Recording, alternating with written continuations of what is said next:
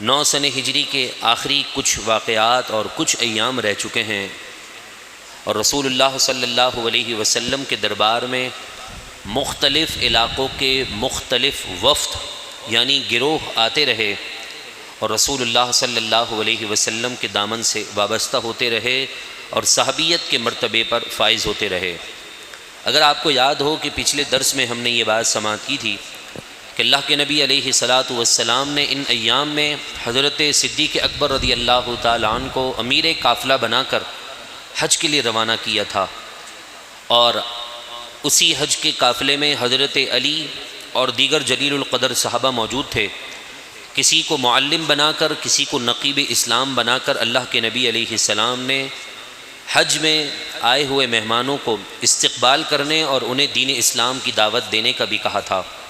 اور 4 مہینے کی مہلت دی گئی تھی کہ 4 مہینے میں خانہ کعبہ کو مشرکوں سے، بت پرستی سے ختم کر دیا جائے، پاک کر دیا جائے،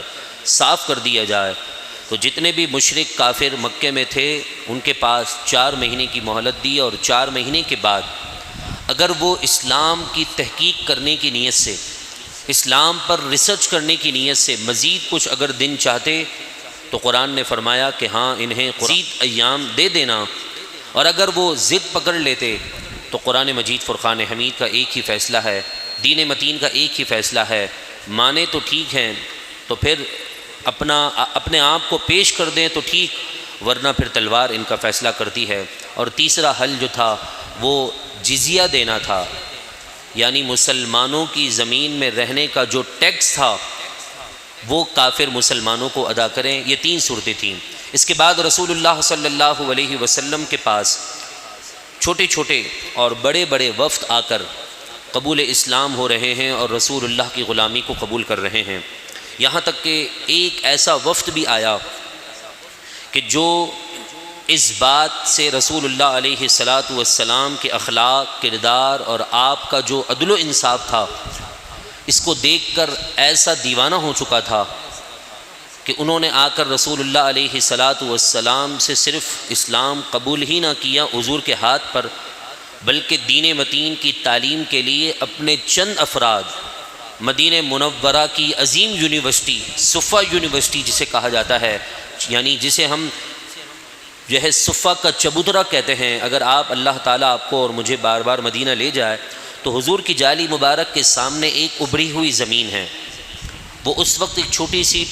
ٹیلی نما ہوا کرتی تھی، ایک چبوترا بنا ہوا تھا، وہاں صحابہ کرام علیہم رضوان آرام کرتے، حضور انہیں دین پڑھاتے، جب دین کی تعلیم وہ حاصل کر لیتے وہ اپنے علاقے چلے جاتے یا حضور انہیں کہیں بھیج دیا کرتے تھے۔ تو ایسے بھی وہاں پر لوگ موجود تھے کہ جو اس چبوترے پر آ کر اللہ کے نبی علیہ الصلاۃ والسلام سے قرآن کی، حدیث کی اور دین اسلام کے قوانین کی تعلیم حاصل کرتے، اور وہاں سے ہی اسلامی یونیورسٹی کا ایک کانسیپٹ مسلمانوں کے درمیان رائج ہوا ہے کہ وہیں وہ آرام کرتے، دیگر صحابہ کرام علیہم رضوان ان کے کھانے کا بندوبست کرتے، صبح و شام ان کے کھانے کا اہتمام ہوتا،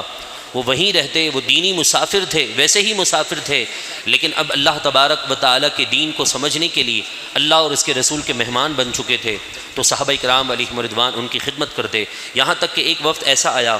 کہ وہ کہنے لگا کہ یا رسول اللہ صلی اللہ علیہ وسلم، ہمارے علاقے میں کافی عرصے سے بارش نہیں ہوئی، ہمارے جانور مر رہے ہیں، ہماری بچوں کو دودھ پلانے والی ماں ہیں ان کا دودھ خشک ہو چکا ہے، بچوں کی زبانیں باہر آ چکی ہیں، یا رسول اللہ کچھ کرم کر دیجئے، ہم آپ سے دین اسلام کے قبول کرنے پر کوئی شرط نہیں، کوئی انعام نہیں مانگ رہے، مگر آپ سچے نبی ہیں، آپ ہاتھ اٹھا دیں گے اللہ کی بارگاہ میں تو اللہ تبارک و تعالی آپ کے اٹھے ہوئے ہاتھ کی برکت سے ہمارے علاقے میں بارش کو نازل فرما دے گا۔ میرے محبوب علیہ الصلاۃ والسلام نے اسی وقت ہاتھ بلند کر دیے، وہ خوش روانہ ہوئے، جب وہ وہاں پہنچے اپنے سفر کے پورے قافلے کے ساتھ تو انہیں وہاں بتایا گیا کہ زمین بھی سب شاداب ہو چکی ہے اور بارش بھی آ چکی ہے، زمین نے اپنا سبزہ بھی اگا دیا ہے، ہر طرف بہار ہی بہار ہے۔ پھر پوچھا گیا کہ یہ بارش کب آئی تھی؟ اندازہ لگایا، پورا حساب کیا، تو وہ صحابی کہتے ہیں جس وقت اللہ کے محبوب نے اللہ کی بارگاہ میں ہاتھ بلند کیے تھے اسی لمحے اللہ نے ہمیں بارش عطا فرما دی تھی۔ تو یہ حضور علیہ الصلاۃ والسلام کی دعا کا بھی اثر ہے، اور حضور علیہ الصلاۃ والسلام کا اپنی امت سے محبت کا بھی ایک سبق ہے۔ اس کے علاوہ اور بھی بے شمار وفد آتے رہے۔ یمن سے آیا بنو سعد کا قبیلہ، بنو فرازہ کا قبیلہ، بنو مرہ کا قبیلہ، بنو بکرا کا قبیلہ، بنو کنانہ کا قبیلہ، یہ رسول اللہ کے دربار میں آتے رہے۔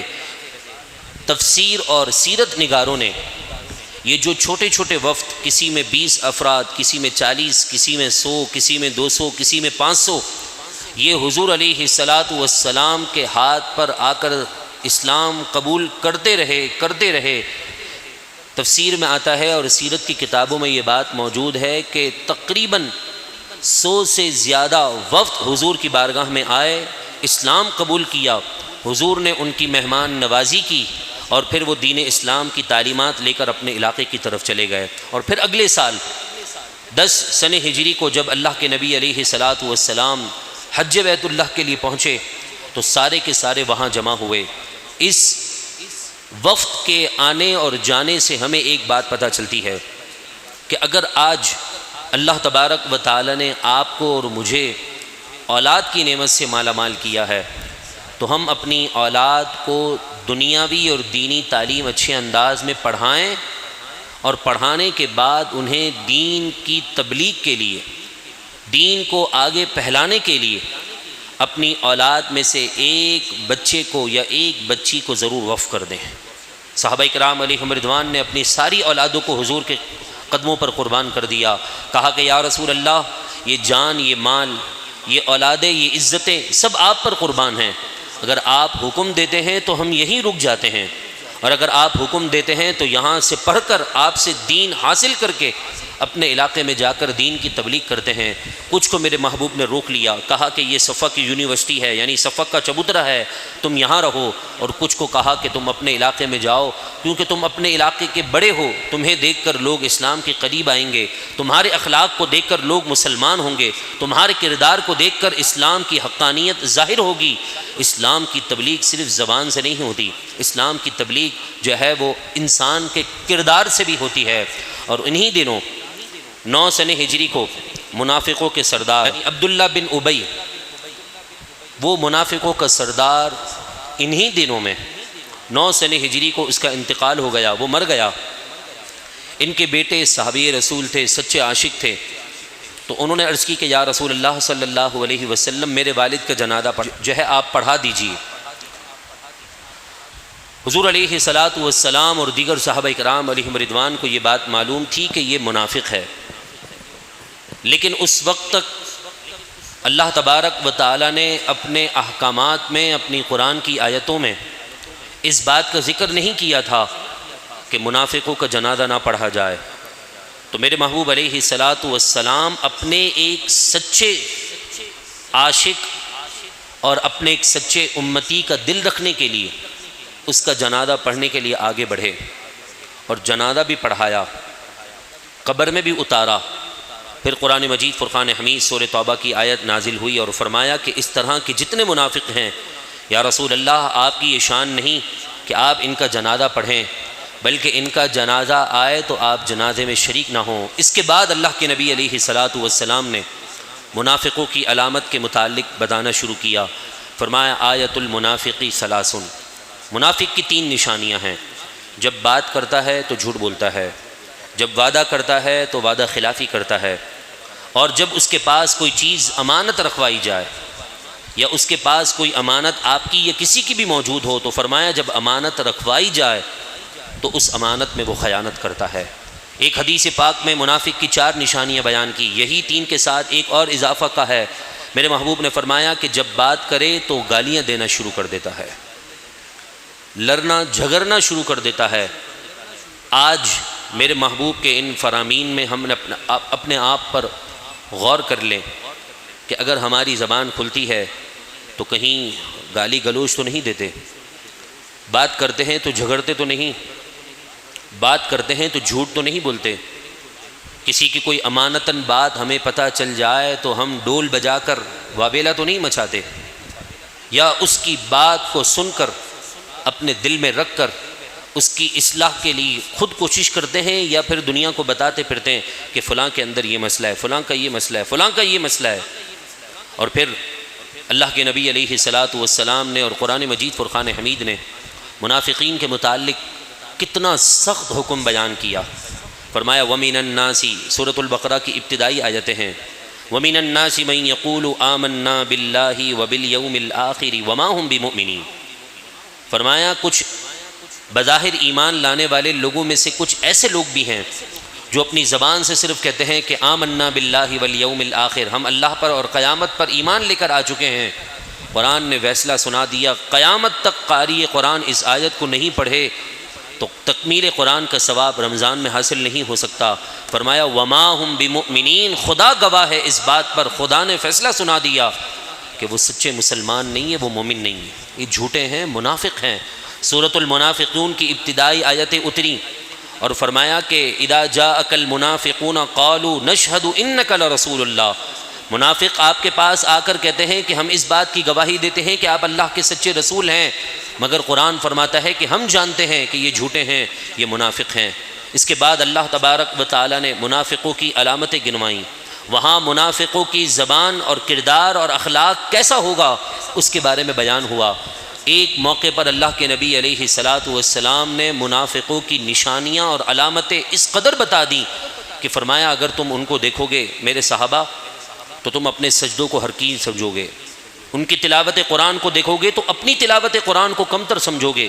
میرے محبوب نے مجھ سے نہیں فرمایا، آپ سے نہیں کہا، صحابہ سے کہا۔ وہ صحابہ کرام کہ جن کا سجدہ کمپلیٹ نہیں ہوتا تھا، رات پوری ہو جاتی تھی، ان سے کہا جا رہا ہے کہ میرے صحابہ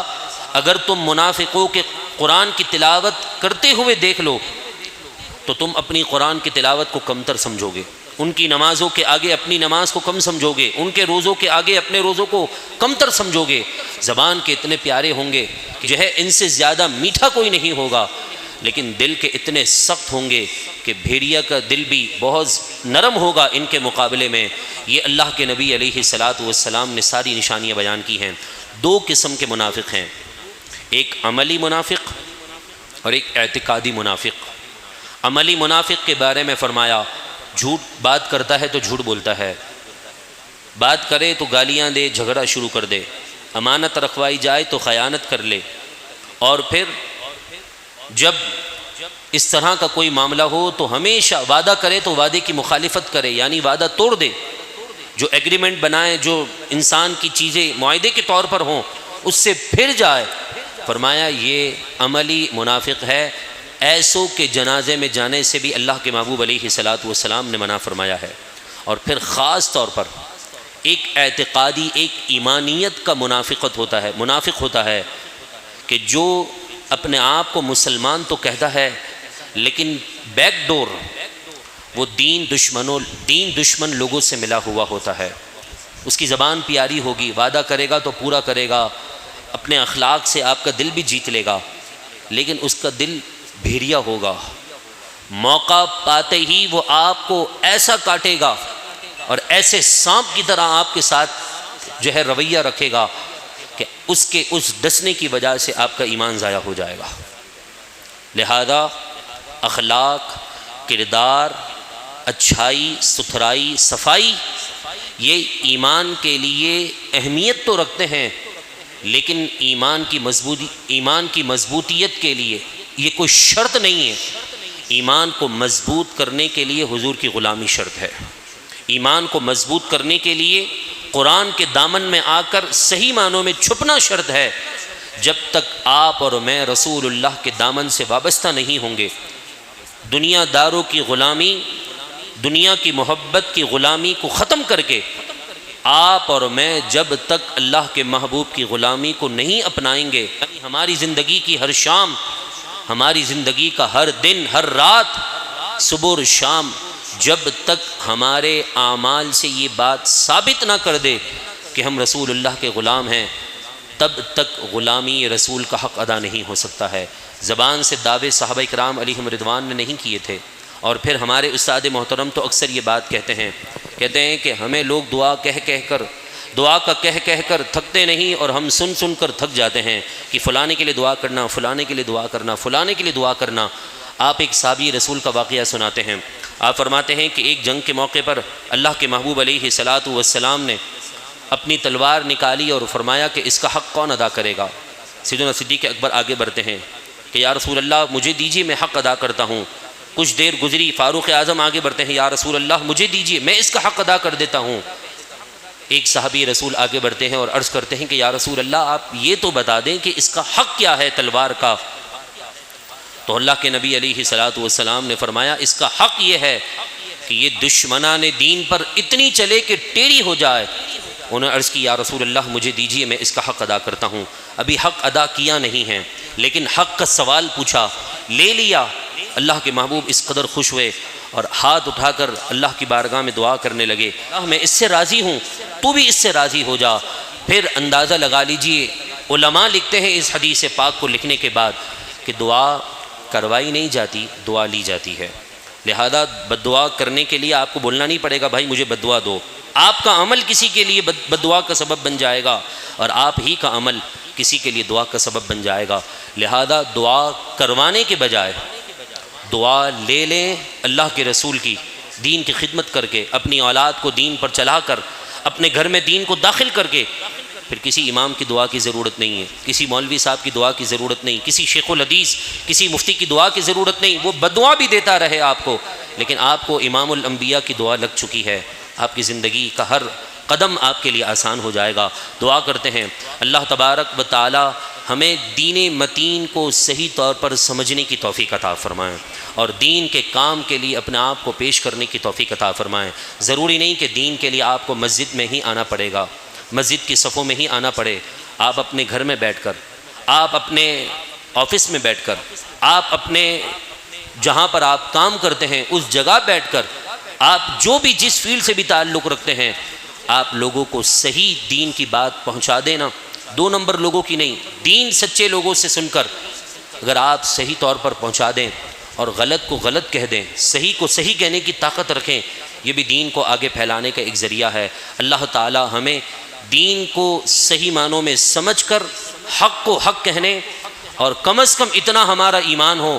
کہ ہم غلط کو غلط کہیں اور اس پر ڈٹ جائیں، ایسا رب العالمین ہمیں ایمان نصیب فرمائیں۔ گفتگو کے دوران کوئی بات، کوئی جملہ جس سے توبہ لازم ہو، رب کائنات معاف فرمائیں۔